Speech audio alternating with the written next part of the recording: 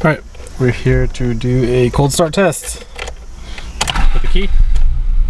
Starts right up. Now it's hard to tell, but it looks like maybe the inspection light is on, but it's like halfway on, halfway off, so I'm not sure if it's actually on or off. But everything else that's supposed to be on and off is off. It's just the parking brake light. So I'm not sure about the inspection light, but these older BMWs throw them for a lot of stuff, like it needs an oil change, which might be all it is.